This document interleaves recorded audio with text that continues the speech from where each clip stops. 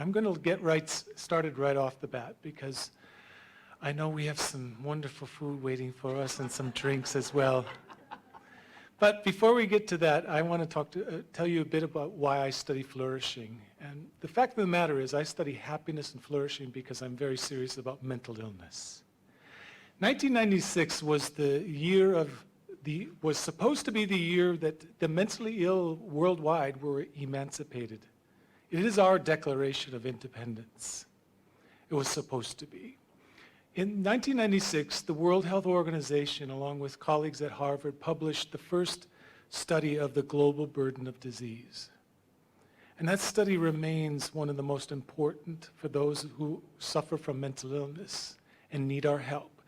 Because before 1996, things like depression never showed up on the top 10 list of public health problems. And the reason is quite simple, because up to 1996, all we did was measure whether diseases cut our life short. We were obsessed with death, and we wanted to live longer. Who doesn't? But many of us are, and many nations are increasing their life expectancy. But now the things that are making problems or creating problems for us are things that don't shorten our lives, but they take our lives from us that we have. So what was added to this study? One thing.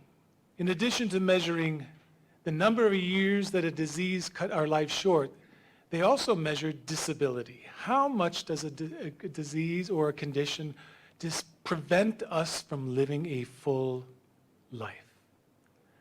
With that simple transformation, suddenly, depression was in the top 5.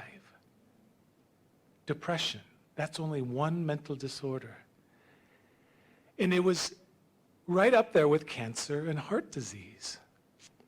So we thought, those of us who suffer from mental illness, our time had come. Governments were going to invest. Organizations were going to invest seriously in trying to help those who are already mentally ill to become better and function better in their lives, as well as prevent more people from becoming mentally ill. I'm here to tell you, no government on this planet has yet to take on that challenge. And in fact, for those of us who suffer from mental illness, things are getting worse, not better.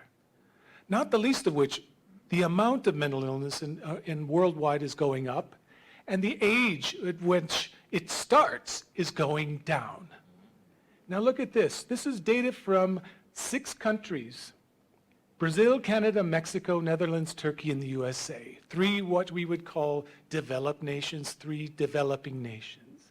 They are measuring whether individuals in each of these countries had any anxiety disorder, just like, for instance, generalized anxiety. This is the first set of disorders that come online in young people. The average age across all 6 countries is about 14. Now, what's next? Around the average age of about 21, people begin to abuse drugs and alcohol. And they become dependent or abusive of drugs and alcohol. But last, but certainly not least, by the age of 26, people have developed mood disorders. Depression is the most canonical mental disorder that is called a mood disorder. Now think about that, people. First, we become fearful, then we try to medicate it, and then all hope is lost and we become depressed. And this is the start of life. This is not the end.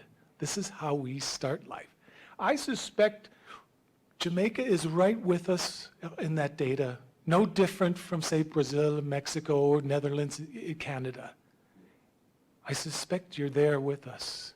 This is a serious problem, right? When we're trying to educate our young people, try to build this, what you're calling resources, there is this condition that nobody sees. It's invisible to the world. How many of you know Robin Williams, the comedian? Would you have suspected that he was suffering from mental illness? No. You probably don't. Here I am, professor of flourishing. I actually suffer from mental illness myself, and I never used to tell the world about that. The fact that my study of flourishing is my own personal search for recovery. Because guess what? There is no doctor on this planet that can cure mental illness. I'm not against treatment. In fact, treatment is very necessary, but treatment does not cure people.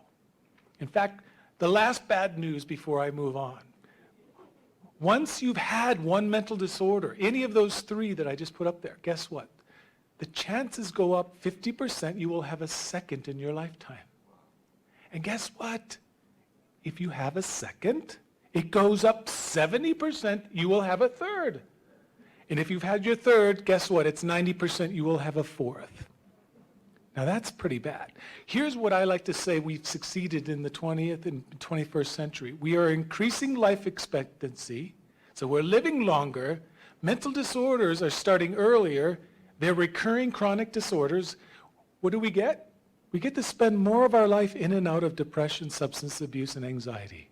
Now that is not a life that I'm willing to accept anymore. I don't know about you. I'm not going to accept that anymore. So, what do we do? Well, we have a challenge before us. We live in a highly medicalized world. I don't care what country you go to. It doesn't matter whether it's rich or poor. The answers, according to experts, for any mental disorder is people who have a medical degree, people who can dispense drugs, who can give us talk therapy. Now, I've benefited from all of those things. I'm not against it.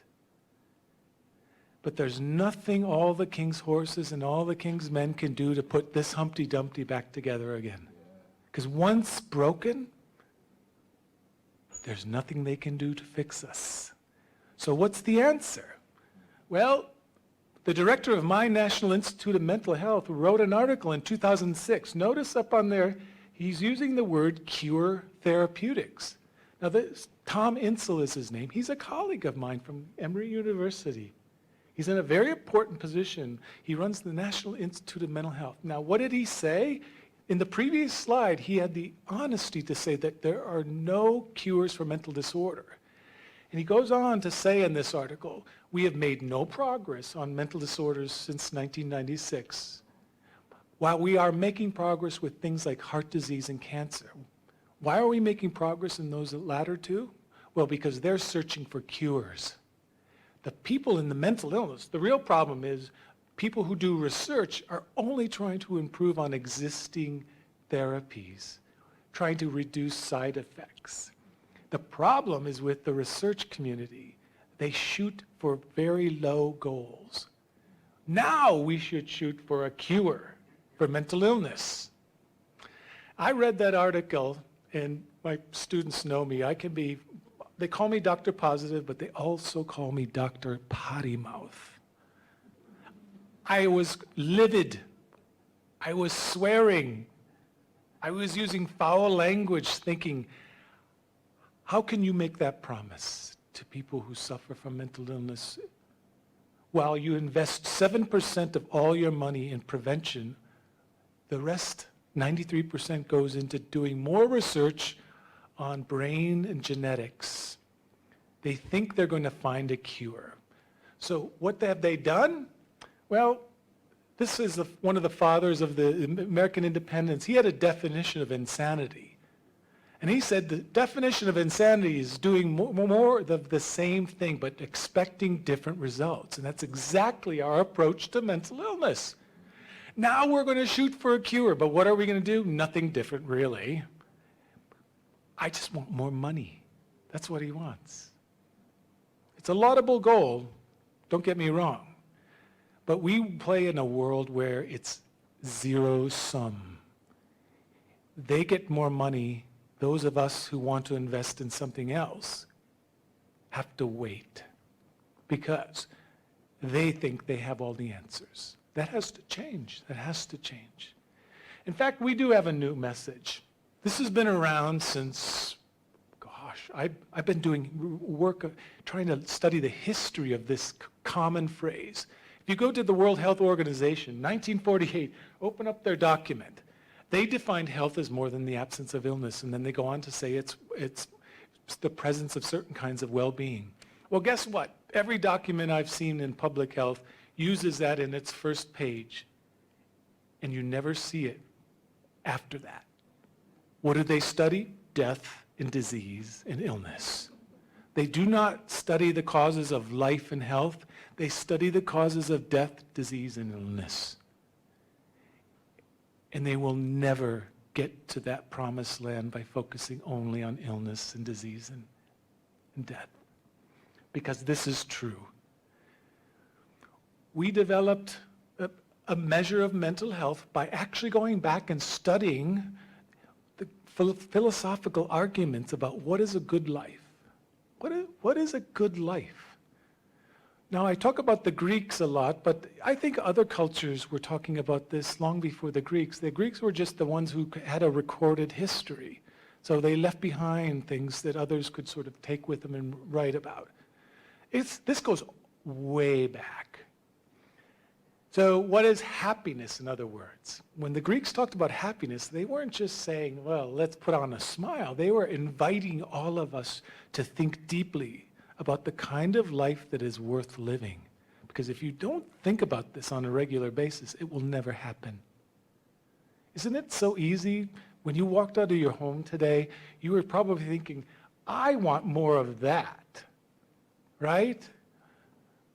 But as soon as you got in that car driving, and I've been driving in Kingston in the last 2 days, as soon as you got in that car, where did it shift?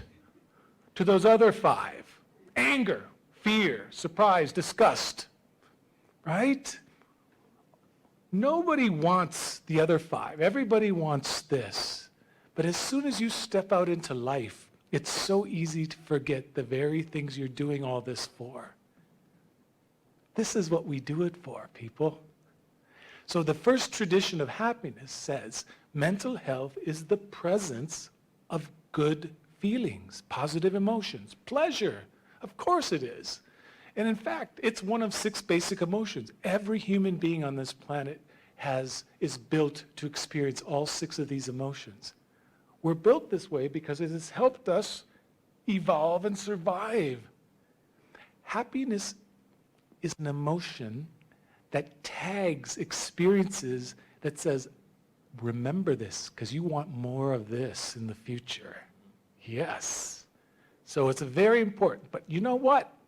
This tradition of happiness has limits because it's an emotion. Now, no emotion is meant to be prolonged for too long, right? Emotions come and go like the waves in the sea, right? Every emotion is normal as long as it doesn't last very long. But yet, you know, the problem is, in the US, and I'm sure this is true in Jamaica, when they're chasing happiness, they're chasing something that they can't hold on to. You can't hold on to that. It comes and it goes. And Aristotle knew that. He said, don't put this first. Don't put this kind of stuff first. Wanting to feel happy and satisfied and interested in life. Rather, he said, happiness is not a feeling at all. First and foremost, it's a way of doing life. It's an activity. It's not a feeling. In fact, you get good feeling when you become a good person. When you become excellent at living life as an individual and as a citizen. He said happiness, now forgive this, I'm only quoting from Aristotle, is the soul acting in accordance with virtue. What he meant by that is, when he referred to the soul, he says, we have the capacity as human beings to live by our own plans. That's what this new brain is all about. It distinguishes us from every other animal and thing on this planet. Therefore, we are to become excellent in exercising our will and our plans and our follow-through for one thing, to become excellent.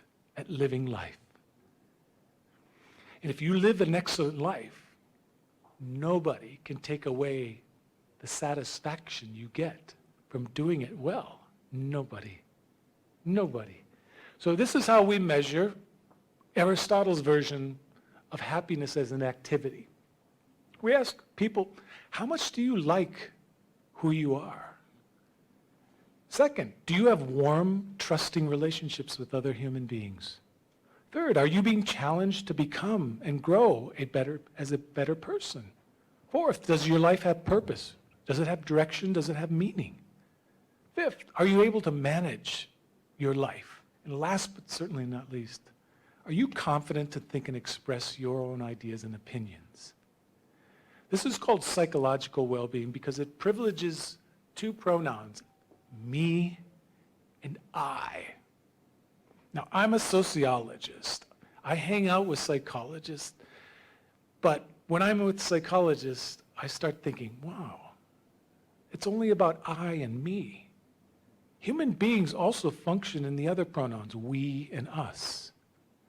And that's very important. In fact, I came on to challenge my mentor and say, you know, this whole business of psychological well-being totally ignores that we are challenged to live excellently as social beings.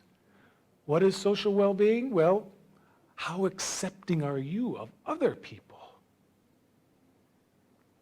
It also includes integration. Do you feel that you belong to a community where you can derive joy and comfort? Third, are the things that you're able to do on a daily basis, do they contribute things of value and worth to your community, to the world? Fifth, are you able to make sense, or fourth, are you able to make sense of what's going on in the world around you? And last, are you part of groups and institutions and organizations that are being challenged to become a better kind of people? Are you growing socially? Now, I'm looking forward to this election in the United States because I remember when, well, you have to. The obverse is tuning it out. But the thing I'm looking forward to is the appeal to social growth. Because this is what President Obama appealed to in this first election. He invigorated young voters to come out in ways that he never ever did before. And I'm convinced he did that because he said, if you elect me, we can become a better kind of Americans.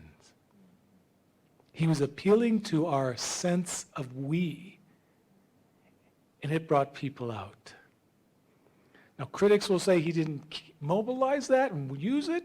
You can argue with him all it, but I think he has always appealed to that. We can become a better kind of America. So that's social well-being. So what is flourishing? Well, it's the combination of Aristotle and Epicurus in the following way. I gave you 14 signs and symptoms of happiness. The first 3 have to do with emotional well-being. The last 11 have to do with becoming good at functioning in life, functioning well. To flourish is to have 1 out of those 3 emotional well-being every day or almost every day, combined with at least 6 out of the remaining 11 every day or almost every day. What does it mean to flourish? It means, 1, that you have a balance in life between feeling good about a life in which you're capable of functioning well. Now that's a life I believe is worth living, and all our data suggests it really does point in that direction. So with the time I have left, I want to tell you what this simple task of being able to measure mental health has allowed us to do.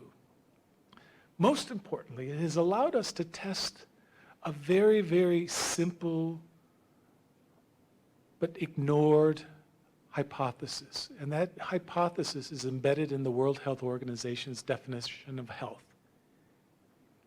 That definition of health says that health and illness belong to 2 separate dimensions. But we've never tested that. Why? Well, my hunch is that we take illness as more serious than health. And I think that's backwards, by the way. our thinking is, well, I can get to that health stuff when I'm done with all the more important stuff, putting out the fires of this disease and that disorder and this problem and that problem. It's much like a firefighter, right? Every summer we have fires in the western U.S. Everyone's, oh, we got to put out this fire, rush, rush, rush, get the resources, take everything and go there. And then you put that one out. It's kind of like we call whack-a-mole. You whack it down there and then a mole comes up over here, right? You could spend your whole life putting out fires. Why not actually build a world where fires don't happen, people? That's what I'm about. Promote the very things that we want so you prevent the things you can't cure. What a novel idea. I don't think it's that grandiose, actually. I don't think it's that complex. It's political. So 6 of 1 plus 1. But that's this hypothesis I'm talking about is the two-continua hypothesis. And let me tell you just briefly, it's true.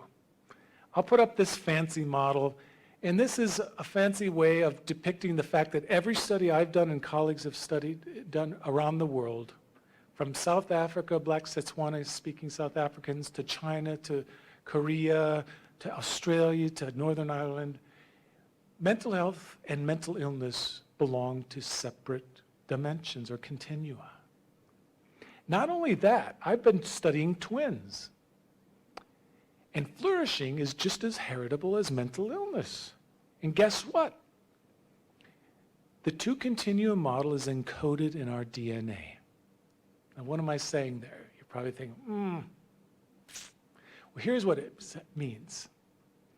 We inherit two possibilities. We inherit risks, all of us. And we can map risks for things like depression. All of us inherit some level of risk for depression. But we also inherit some genetic potential or propensity for flourishing that operates more or less independently of our risks. So the absence of genetic risk for things like depression does not mean we've all inherited high genetic potential for flourishing. But by the same token, just because you have a high risk for depression doesn't mean you also didn't inherit high genetic potential for flourishing. Now, you know where we're looking for all the answers? In the negative continuum. We're looking for risks. My hunch is, right, we're studying now, we're beginning to learn that genes do not determine things. It's environment. Genes are like latent things. They exist within us, but they don't come out unless the environment does something to turn them on. It's much like, I use the analogy of the piano. DNA are like the different keys, black and white. You don't hear the music until somebody in the environment comes along and starts playing. And the environment works that way. And here's the key. We should be focusing on what environments activate our genetic potential for flourishing rather than simply looking for the risks. Because my hunch is, if we activate our potential for flourishing, we are buffered and much more resilient to any risk that we've inherited. And I have data to show that. So let me go quickly over the implications that flow from this two-continuum model. So it's in our DNA, and everywhere we measure it, it's true that the absence of mental illness does not mean the presence of health. So let's look at some data here. Here's some data from US college students. If you looked at any mental illness in the past 2 weeks, roughly 13% of US college students would have either depression, panic disorder, or generalized anxiety. What does that mean? Well, people who are counselors and psychiatrists and clinical would look at that and they would say that's too much, and I agree with them. But if you're the president of a university or the CEO of a company, you're probably saying, wow, that's not bad. 87% of my people are free of mental illness. All is well, right? You're right. No, darn right. When you finally measure mental health, what do you find? less than 50% of US college students are free of mental disorder and flourishing. Less than half. We've done studies in the US adult population. Less than half the US adults are flourishing. In the Netherlands, less than 38%. So the absence of mental illness does not mean everyone's flourishing. But look at that. Just because you have mental illness does not mean everyone is languishing. In fact, all of our data show that most people have at least moderate mental health, and a few are flourishing. Which brings me to the next implication after I show you some more data. Here's the case of Jamaica. I was digging around recently and I came across some data from a study published in 2006 from Professor Lindo. And this is from Jamaican doctors and nurses in Kingston here. And they use a measure that's commonly used, the General Health Questionnaire. And what they found was 27% of nurses and doctors in your hospitals here in Kingston would screen positive for high levels of mental distress. As I like to say, but you're not alone. This is true in the US, by the way. Our healthcare providers are among the unhealthiest. They're pushed to the limits. They're stressed. They have no support. Their work no longer brings them meaning because all they're doing is filling out documents and work and insurance. They don't get to connect with patients. They don't have time for patients. They've lost the meaning of their work. But I raise a question here for all of you to consider. Just because you have maybe just over 70% of your healthcare professionals free of serious distress, are they all flourishing? I doubt it. And I bet this is true in your organizations too. I bet this is true in your organizations too. And here is what the problem is. We've got more than one problem in this world. Yes, we have too much mental illness. I can agree with that. But you know what the other problem is? We don't have enough mental health. There's not enough flourishing and there's too much mental illness. Why is that a big problem? Because the second implication of the two-continuum model is this. Anything less than flourishing results in problems, and even with a mental disorder. Anything less than flourishing with a mental disorder will result in even more problems. I'll show you just one piece of data, and I hope this will convince you because it's true in everything we've looked at. So I'm going to show you data from college students, and it's about suicide. And suicide is a big problem on our college campuses. I don't know if you recently, at MIT, one of the most prestigious universities, 5 kids committed suicide. So here is the risk of suicide among college students, even if you're free of mental disorder.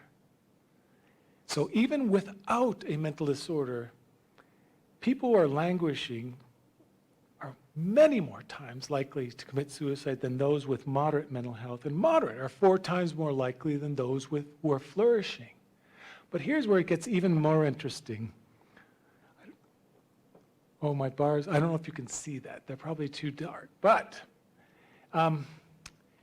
even with mental illness, those who are languishing, 28% had suicidal ideation. If they were moderate, it went down to 18. If they were flourishing with a mental disorder, it went down to 7. So even with mental disorder, level of mental health will determine how well you function with a mental disorder. This is just one slice of the data. I could show you more from medical students. They looked at medical students who were in their clinical years. Now, in organizations and in medical schools, they typically focus on burnout. It's sort of the equivalent of depression. They think the big problem is not either depression or it's burnout, right? Being stressed to the point of exhaustion. They measured whether students were burned out, that is that light gray bar, or the students met the criteria for being free of burnout. But what you notice here, and on the Y here, this is the percent of students who are seriously considering dropping out. Now you want to know why that's serious? Because they've invested in years of work to get to the point where they got their medical degree. Now they're in their clinical rounds. They're almost a doctor. But you'll notice there are very small differences between burnout and not burned out. Where's the big difference? Level of good mental health. It's also true of suicide ideation in medical students. Burnout was not what was helping us to explain suicide attempts and ideation. Its level of good mental health. But they didn't stop there. They asked people if these medical students, if they had engaged in any unethical behavior. Now, you can look at it this way. Chances are it's underreported. But here's what's interesting. 6 out of the 7, mental health mattered. Now I'm going to show you the 6. So at the top, it seems very, very innocuous. A medical student signed an attendance sheet for a friend who was not present.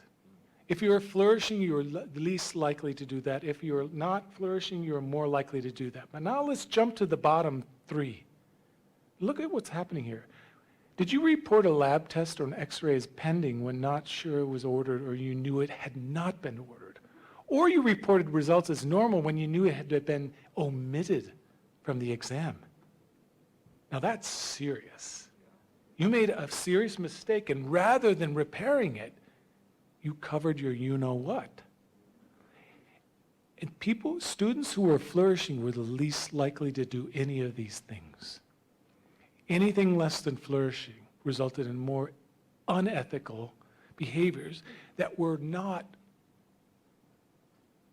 shall we say, they hid them. So my sense is when people aren't flourishing, I think of it as a gas tank. I like to keep things simple. We want our professionals running on a full tank. And if you're not, chances are you're going to run out and make mistakes. And when you make mistakes and you're running on low, you're less likely to want to admit it because you're already feeling vulnerable. So there's a lot of reason to invest in this, not the least of which is, right, these are the things that can't happen among professionals because when they serve to help those who are vulnerable and need their attention. So the third implication of the two-continuum model, the absence of good mental health can sometimes be as bad as the presence of mental illness. It sounds unusual, but let me show you some data. A graduate student at North Carolina working with Barb Fredrickson did this in her dissertation. She studied the amount to which people did any of these 6 activities. She would call them up every Tuesday. And at the end of the day, she would ask, how much did you socialize? How much did you help others? How much did you learn something new? How much did you play? How much did you exercise? And did you do any spiritual activities that day? Now, she chose those 6 because she thought if you did more of these, you would end up having a better day. And they measure that in terms of positive emotions, in terms of happiness as emotional well-being. Well, I'm here to tell you 5 out of the 6, if you do more of them, results in more positive emotions at the end of the day. Exercise didn't. Usually in America, that gets a laugh, right? You normally think exercise, wow, no. But interestingly, if you did more of these 5 things, you had a better day. But here is where it gets interesting. So there's our friend, and they're measuring positive emotions, happiness, hedonic or emotional well-being. Now here, they looked at whether people were flourishing, whether they were depressed, or if they were free of depression but not flourishing. Now look at what happens. If you don't do any of those 6 things, it doesn't matter whether you're flourishing or not or depressed. You don't have a good day. Very little positive emotion. But if you're depressed, now again, I don't know if this is showing up well. If you do more, you actually do experience more positive emotions. But here, if you're not flourishing, it's no different than if you're depressed. But if you're flourishing, what happens? Doing more of the same things results in a much better day. But my point here is to say, if you're not flourishing, doing more of the same activities that are available to all of us, brings no more joy than if you're depressed. And that's pretty serious, you ask me. This is one study where the absence of mental health was no better than depression. And last, I want to end here.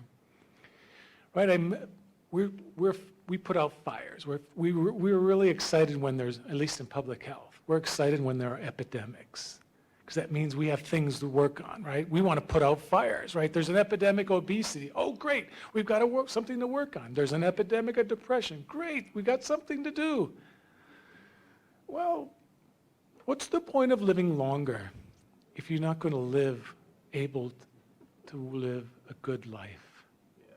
All right, what's the point? And in fact, there was a study I find very interesting. They were asking older people, would you take a shorter life that was lived healthier over a longer life where you had to live with some chronic diseases, like diabetes or heart disease? And you know, even if you can manage those chronic diseases, guess what? They said, I'd rather live a shorter life with more health than a longer life lived with chronic diseases. Yeah. When you ask people, they'll tell you, they speak truth. All this obsession with death is getting us nowhere. So let's talk about health. Well, here's a study we did in the US adults. We studied them in 1995, and we assessed whether in the past year they had depression, panic disorder, or generalized anxiety. These are the three most common mental disorders probably in the world. In 1995, 18.5% of US adults had one of those three. We followed them up 10 years later, and guess what? 17.5%. Really? Nothing had changed, except one thing. 52% of the cases in 2005 were new. Yeah. So this is the story that I tell the public health people. While we're putting out fires, at least some of the fires of depression and